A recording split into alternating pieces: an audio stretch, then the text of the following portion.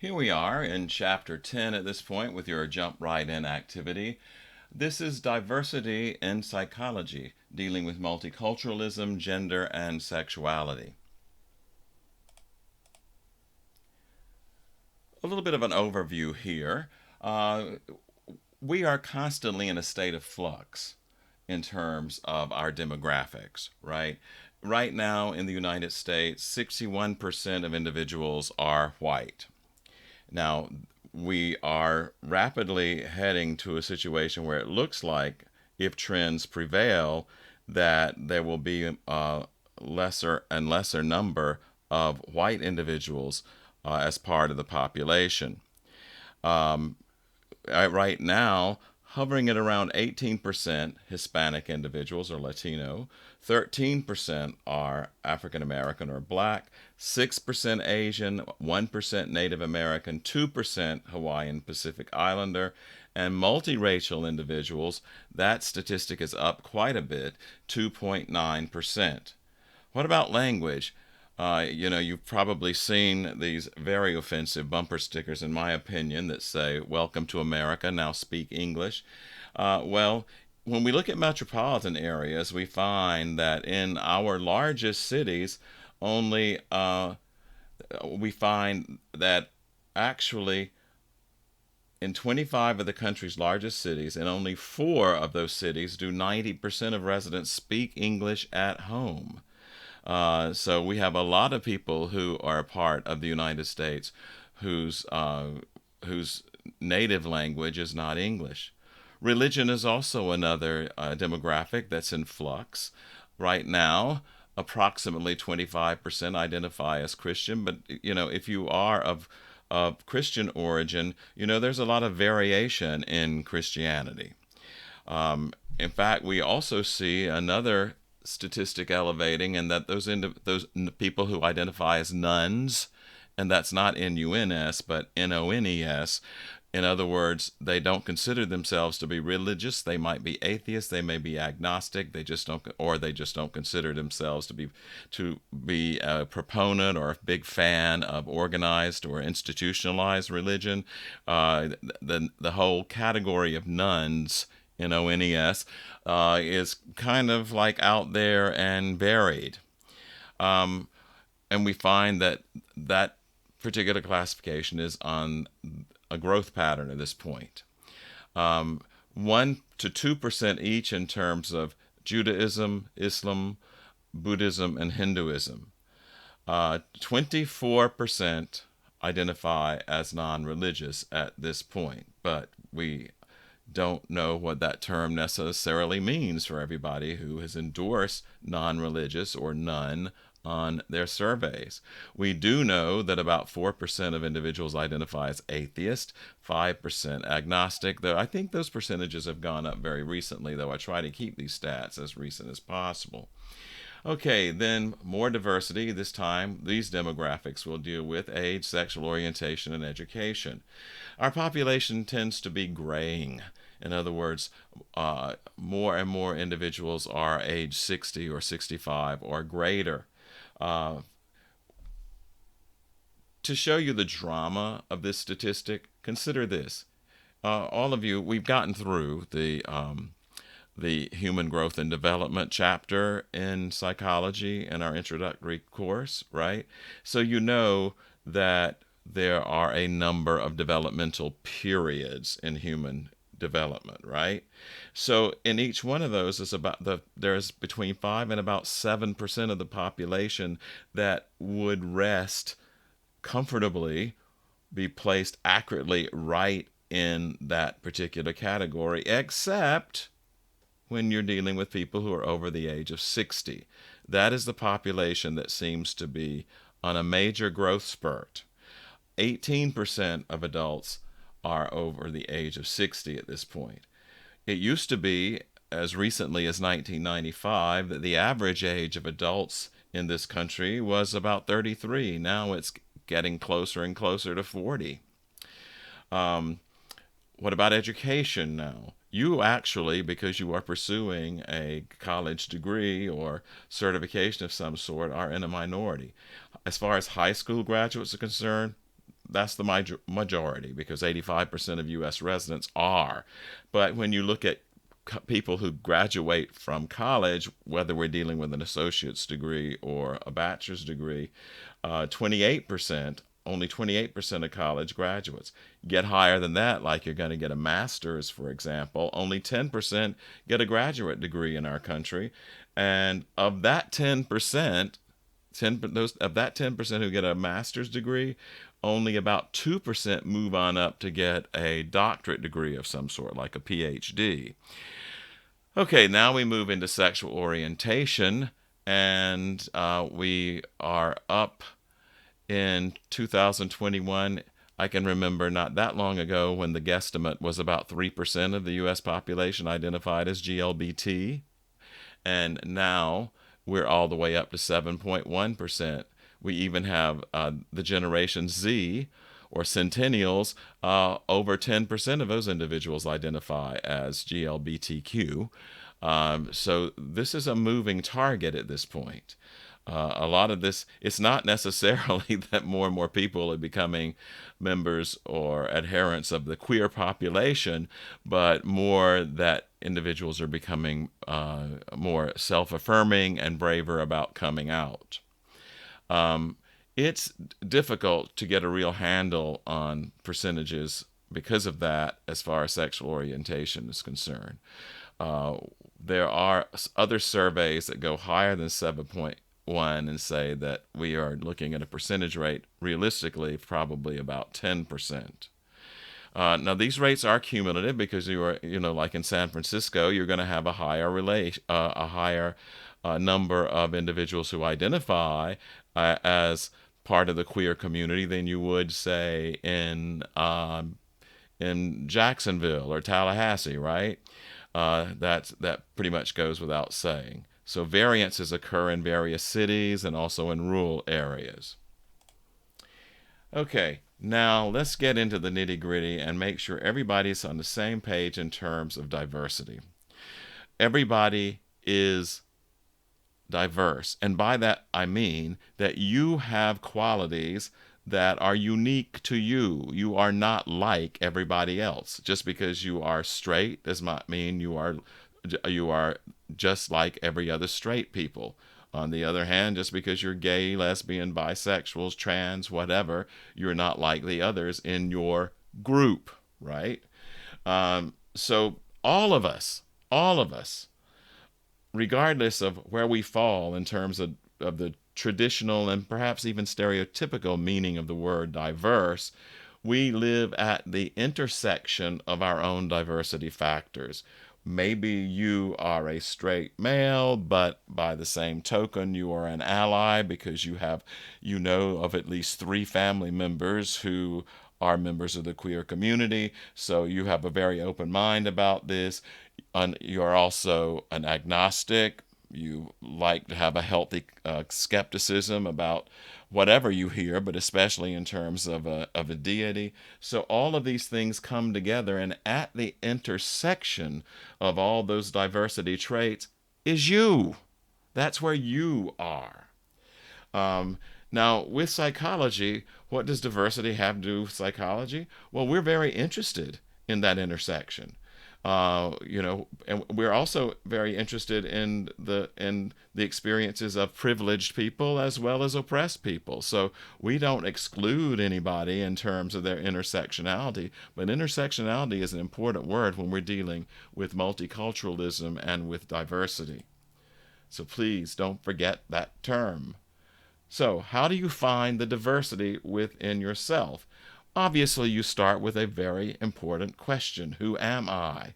But that's not a zero-sum game. Who you are right now, whenever you're listening to this presentation, it won't be the same as how you answer that question 10 years from now. There are changes that occur. Finding an identity for yourself at any point in time may mean you have to embrace multiple identities. This is what we call, in the area of multiculturalism, multiplicity, right? We used to say, in fact, there was a name of a book that came out a couple of decades ago that was called Finding My Tribe, I think. And it was all about identity formation. But we've moved beyond that premise of that book, and it's like identity formation is a thing, yes, where we establish who we are and we form our identity on that basis. But it's not about finding your tribe, like other gay people, other straight people, other religious people, other whatever, right? But it's not only about that. It may not even be largely about that. It's embracing all of the parts of yourselves. That's what we mean, embracing all possible permutations of ourselves. And how do you do that? You must take control of the story that is your life. That's what we mean by personal narratives. Because we're all, if you want to look at it from artistic perspective, and having been an English major before I was a psychology major, I'm interested in personal narratives. It's like there's a field, there's an area of psychology that even talks about how we are in the process of composing our own stories, right? That's what personal narratives refer to, our own stories. So we have to look at our stories, take control of our stories. Don't become someone or something because the people around you want you to be, or they think you should be. You need to grab the reins of your own life based on your personal narrative. Okay, culture, you know what it is, even if it's just a gut instinct. But, here's the psychological and the sociological definition. It's a sharing of similar beliefs, values, patterns of behavior among groups of people. This is probably the most recent kind of definition. It's evolved over the years. Our standard of comparison as far as culture was concerned used to be a white, Anglo-Saxon, Christian male. Everybody else was inferior by comparison. Our cultures shape our worldviews too. They don't necessarily control them, but they certainly shape them. What is a worldview? It is a way of approaching and understanding the world around you. The way I see my environment is not the same way you see yours. No two people see the world around them in quite the same way. That's one of the reasons I think that sometimes finding good, close, romantic partners or very good friends, that's why it's so challenging at times. You have to be open-minded enough to be able to embrace other people's worldviews. And if you can't do that, then you need to seek out people who have very similar worldviews to yours. Now, cultural understanding can be a tightrope walk because we have to make sure that understanding culture doesn't morph into prejudice. Now, how might that work? Okay, let's say that we know. Let's look at people of African descent. Well, actually, that's a mistake because actually we all are of African descent because it seems like that's where evolution kind of starts as far as hominids are concerned on the great continent. But here's the deal. Let's just say that we know that individuals who have an African background, that they probably are lovers of stories, storytelling, and are very social, very family oriented. Okay, because that's something people who study culture, they recognize about a lot of different groups in Africa, right? Africans are by nature great storytellers. Now, how might you jump into a stereotype? It's like you might think, oh yeah, here's my best black friend over here. We need to put them on the spot every now and then, and let's hear a good story from them because we know they must be good at storytelling. That's what's called dynamic sizing. Actually, that's what's called a stereotype. Dynamic sizing is this. It's the ability to know the norm for a group. It's okay to know that, okay, we know that people of African descent, that they come from a culture that they're great storytellers, right? But recognize that norm doesn't apply to every member of the group, right? Dynamic sizing refers to flexibility in applying norms, right? You don't jump to the conclusion that because this is something we found in our cultural research that it typifies everybody. Okay, multiculturalism refers to a psychological approach that highlights the importance and value of multiple cultural groups within a society. We in psychology embrace that. We can learn from each other. We become, in my opinion, and I think in the field of psychology's opinion, we become more sophisticated individuals. We lead richer lives when we become more and more familiar with the different types of cultural groups within our society. As I said before, this whole idea of multiculturalism was a field founded by white men and with white men as subjects. So if you weren't like them, then you were an inferior cultural group. But we moved out of that, right?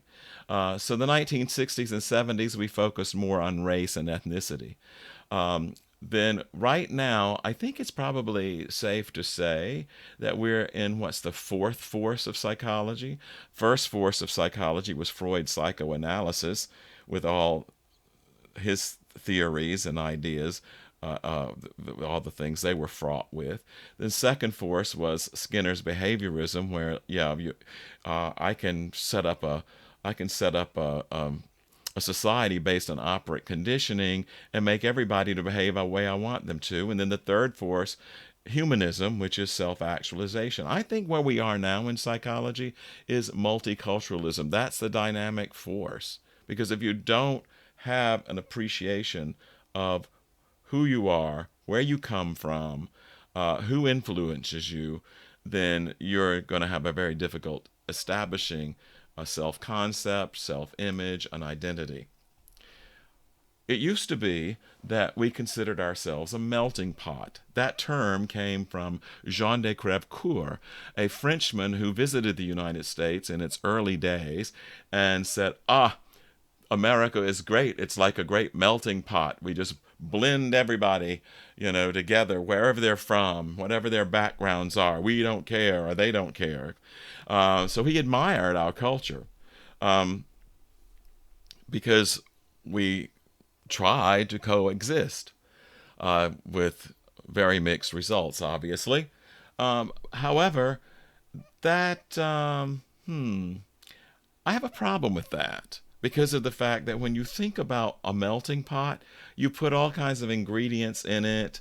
You put some spices, you put some meat, you put some veggies, and you blend it all together, and it comes out, and it's kind of hard to separate all the flavors there, right? So basically, I like the whole idea of a patchwork quilt better because a patchwork quilt is more colorful.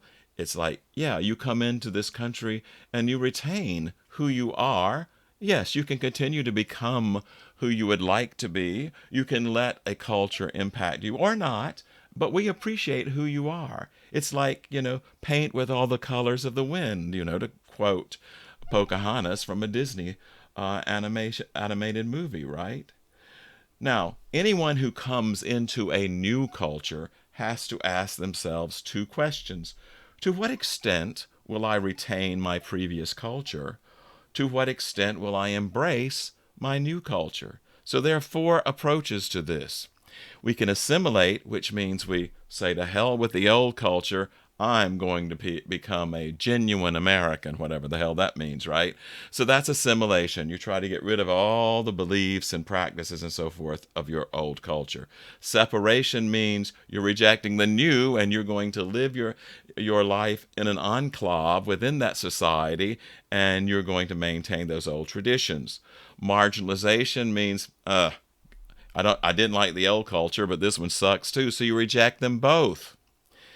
And then integration adopts things you like from both the new and the old cultures. So there is a kind of a blending that goes on if you choose that one. Now, any one of these four ways of working your way into a new culture is legitimate. Now, from psychology's perspective, integration is considered the healthiest way to approach a life in a different culture. Okay, cultural intelligence, very quickly, it's easy to know and easy to understand. It can also be called cultural competence. It means if you are appreciative of various cultures, then you become a better employee because you can handle other people from other cultures, nationalities with greater respect and understanding that you could. So you become an employee that's in higher demand. You can adjust better when you find yourself in a new one. You are more trusting with people who belong to other cultures. You have better negotiation skills in international business affairs. I know some of you are interested in international business, and also better job performance for international employees. And so overgirding that or undergirding that is having more and more interaction with members of other cultures. Do that and keep letting that kind of feed itself, and you become very, very comfortable in the world. Okay, what is a microaggression? I think we get into this a little more thoroughly in the social psychology chapter, but it's just an everyday action or comment that actually is hostile or off-putting to the person who's receiving the message from you. Now, I was smart enough and savvy enough not to do this, but I know that because of my background, not because I have greater intelligence than other people who were going into psychology with me, but I know that when I went into my externship, that that I didn't do what a couple of my cohorts did because they just didn't consider. So let's say here's a woman who comes into your therapy office, and one of the first things you do is to do an interview, a clinical interview. And one of the interview questions could be, but it shouldn't, could be, based on them being female, a biological female, is, do you have a husband or a boyfriend currently? Oh, well, you see, that can be perceived right then and there as a microaggression because it shows your true colors right then and there that you do not accept or internalize, at least. You do not internalize that not every biological female is straight, right? So, it's better to say, is there somebody special in your life without being gender or sex specific? So microaggressions, that's just one example. There are so many of them. I like the definition, death by 1,000 cuts. A lot of people who do this sort of thing don't mean to be harmful or don't mean to be insulting. It just sort of happens because they haven't been really thorough in analyzing what something they might say to someone else means. Okay, so basically we can minimize those microaggressions by having open discussions. I think it's perfectly acceptable for somebody who is a victim of a microaggression to say, hey, what do you mean? Or confront them in a way that's not too confrontational so that there's some space opened up to have a discussion so that maybe the person who issued the microaggression becomes savvier, and maybe the person who was a victim of the microaggression can okay, I see why this might be a hard time for you. And suddenly we have a place where we can meet. Okay, what's the difference, first of all, between sex and gender? I think that is a jump right in question on your quiz. So basically, sex is biology. It's the plumbing that places you in a certain biological category, sometimes not as specific as as a lot of people think they do. And then gender just refers to your experiences of maleness or femaleness. Where do you fall in terms of the expression of sex, right? We have languages like, I think both English and Spanish are good examples where we apply gender to inanimate objects, right? Those of you who are Spanish speaking or have taken Spanish before know el and la. The el is masculine, la is feminine. We refer in English to ships with the female pronoun, right? So we do find differences when we're taking a look at something called the power and achievement scale between males and females. We find, as far as leadership is concerned, males more like pound in the directives to people, whereas females like to work in groups and get everybody's feedback. Males tend to be independent, in terms of their power and achievement background, whereas females are interdependent. Again, interdependent means relying on other people. Social networking, males have a smaller social network than females do. Males tend to like their conversations to be solution oriented to problems, whereas females enjoy their conversations to deal more with relationships. And now, what happens? When we get to be old farts, males tend to become more nurturing. They become more female like in terms of, because it's like, think about your grandparents if you can, and you might notice that the male, the grandfather, maybe he's a little more nurturing than he used to be. He's more generous with the hugs and is more loving than he used to be. Whereas grandma's like has become much more dominant, become a little more powerful than she used to seem to you.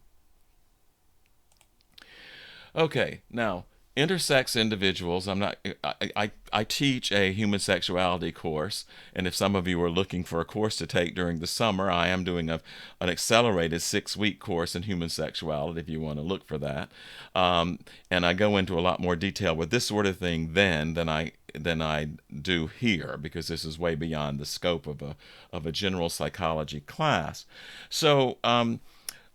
We have a condition called intersex, and that means that it's difficult to judging by looking at the genitals of an individual, whether they're male or female. It used to be that when a baby was born and it was unclear, that the surgeon, without even talking to mom and dad about it, they would go ahead and do the nips and tucks, the cosmetic surgery that was required, so they would be recognizable as female or as male, right? Now, doctors are a little less inclined to be that, play God to that degree, and will ask the parents what do they want to do. More and more parents say, let's just wait. I think that's a good thing to do. Let's wait and see how the kid evolves. Why shouldn't the kid have a say in this, right? Um, so that's what we mean by intersex individuals. They have components of both male and female biology, and it's not all that clear cut.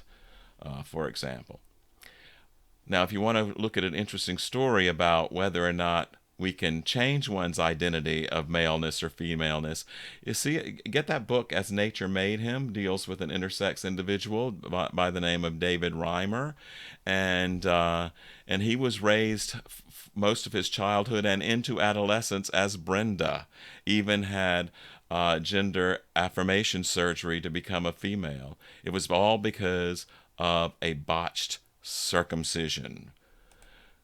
Okay, now we all learned what we call the gender binary, and we're pushed into it by the playground code. I mean, it was pretty severe when I was going to school back in the '60s. If your behavior and you were male or out on the playground looked a little on the feminine side, oh man, you caught it.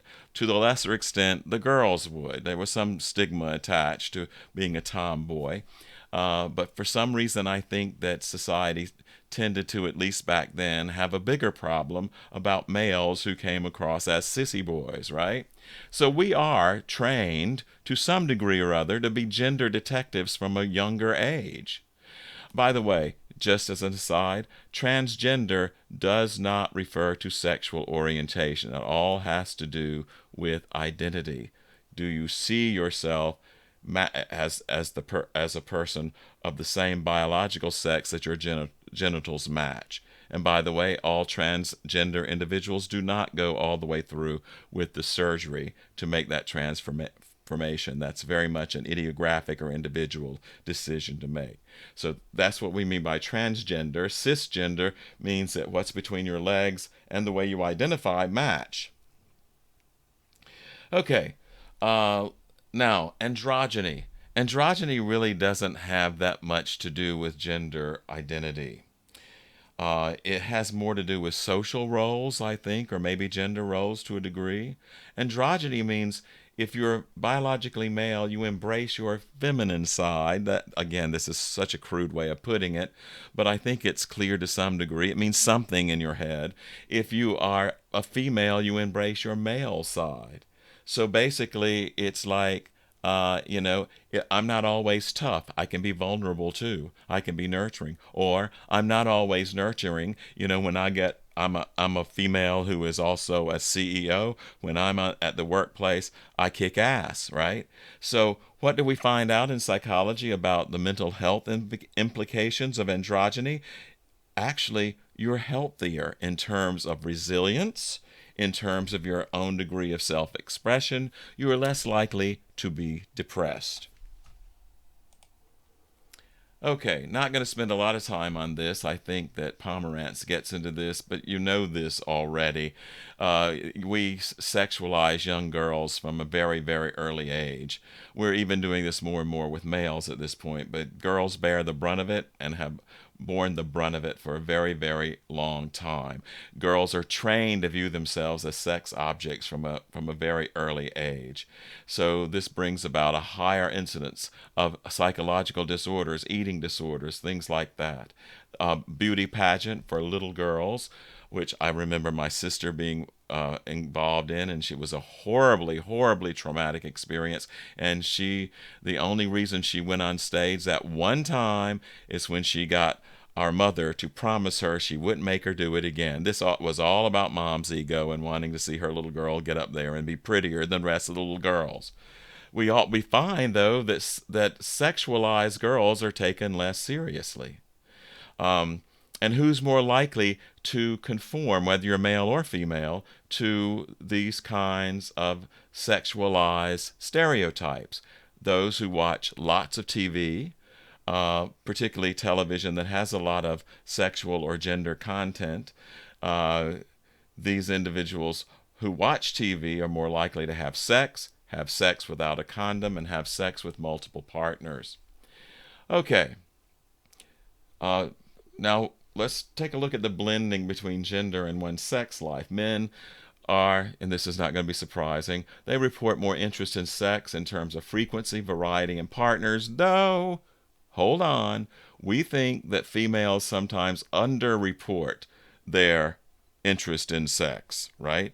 Because, if you're a woman and you say, oh yeah, I like sex a lot, then, you're more likely to hear somebody call you a slut than if you were a male saying that.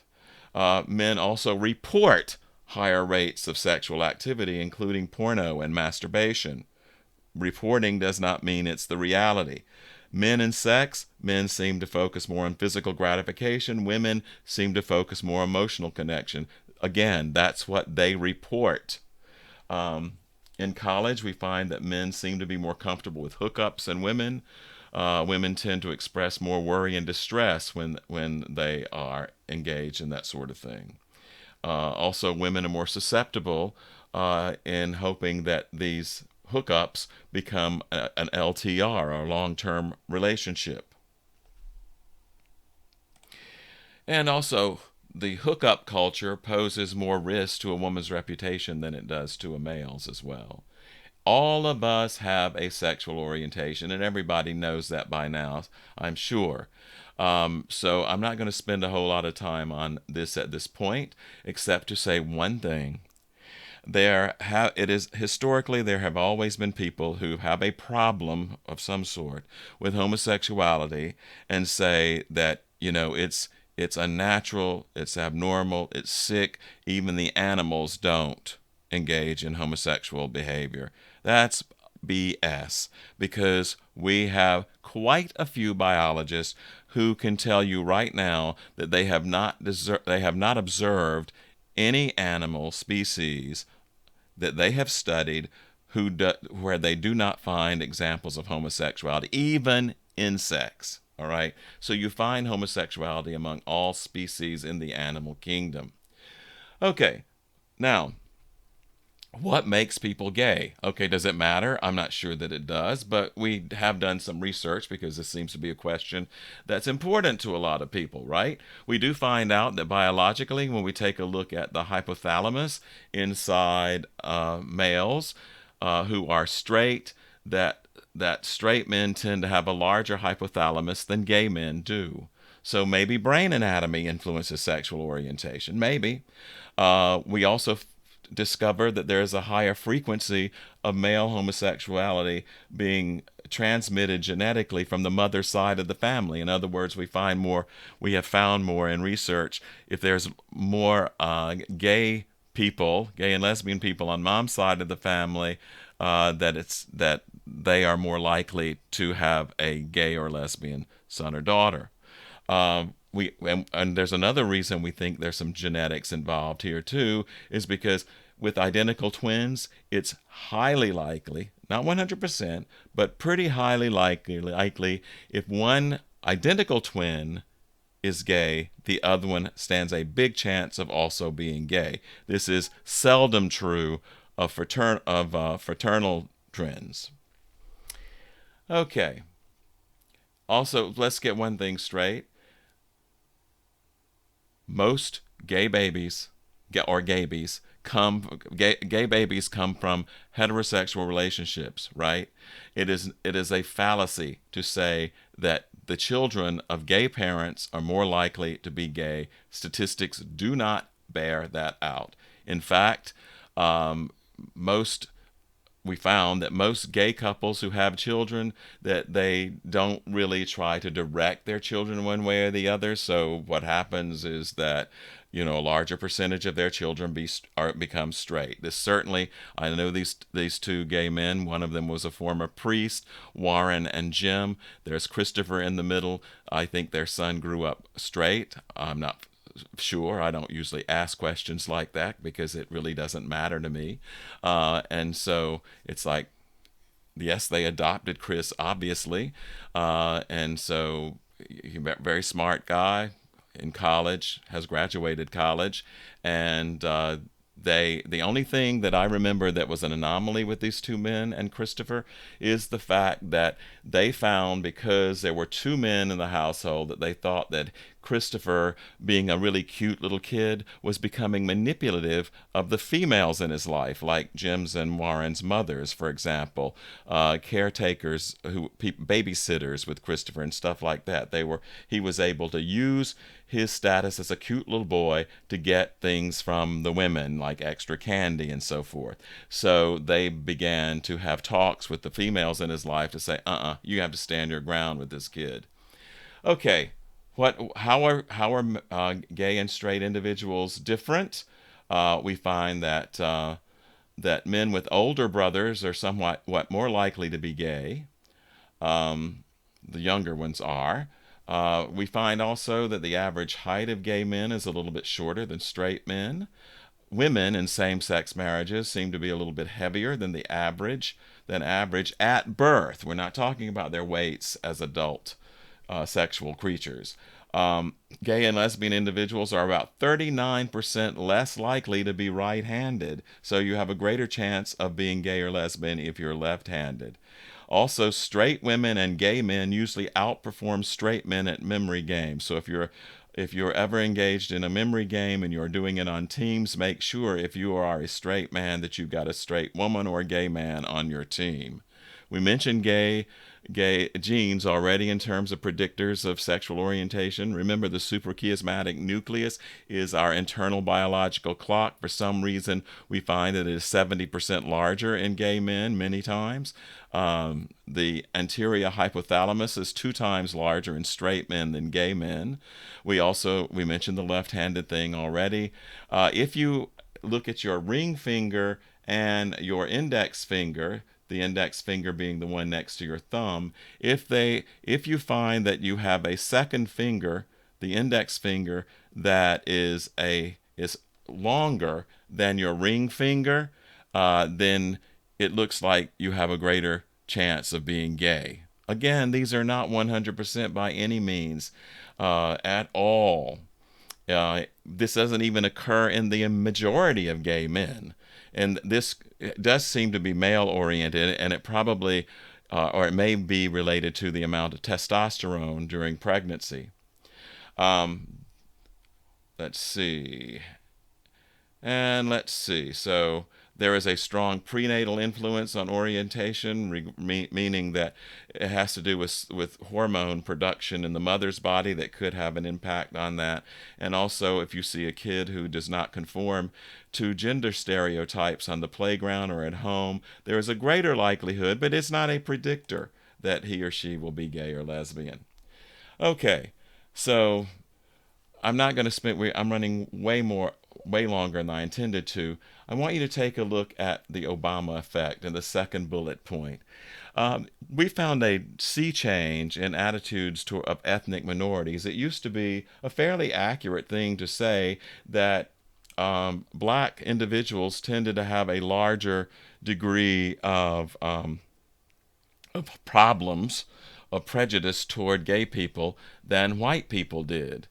Um, and in fact, I posed that question in doing an interview because, as I may have mentioned before, I was working on a study with one of my professors, and I was targeting gay and lesbian participants in that study to see if there was any difference in the way, um, males and females expressed emotions, right? And so here's the deal: I I was interviewing one black man, and I said, I don't even know why I asked him this, except out of my own personal curiosity. Why do you think that it is that black people have more prejudice against gay people than white people? Do you have any explanation as to why that may be happening? Oh, and I ruffled some feathers there. He got pissed at me, and he said, "Well, he said, oh, there may be any number of things. I'm not sure that I would take that statistic very seriously, though, because I sure as hell don't see a lot of white gay parents come running into the streets celebrating their gay and lesbian kids." It's like, okay, touche. Now, what we did find is that there was a higher endorsement of acceptance of sexual minorities among black individuals. Once Barack Obama became president during those two terms, because as you know, he endorsed his acceptance of gay and lesbian people, right? And so once he became kind of a role model for a lot of individuals who respected him when they said that. Um, okay, so let's see. What difference does gender make in terms of the way we relate to each other? Um, We've already talked about a couple of these, but we do find that men interrupt more often, speak louder and longer. Women apologize more often in their conversations, and they sprinkle terms to soften their language. Women smile, nod, lean forward. Men fidget, stretch out, and demonstrate visual dominance. They don't seem like they're being very attentive when they're working with other people. Women cry more often, smile more, show emotions. Men are labeled as just having a bad day if they cry, if they show more emotions. So women is like, oh, look, she's tearing up just like a woman, whereas men is like, oh, he must be having a rough day, right? So see that double standard we applying. But women and men are more alike than they are different when we look at things like intelligence, self-esteem, the way we reason morally, leadership capabilities, and even in mathematical abilities. All right. There are some very, very small differences in some personality traits. Women are higher in agreeableness and neuroticism. You'll find out more about that when we get to the personality chapter. Men are higher in openness, which is openness to adventure. Girls earn slightly better grades, but for some reason, boys do a little bit better, not much, a little bit better on standardized tests. And that's it. Sorry for the length of time this took, but if you have any questions about these topics that we've talked about, don't hesitate to get in touch.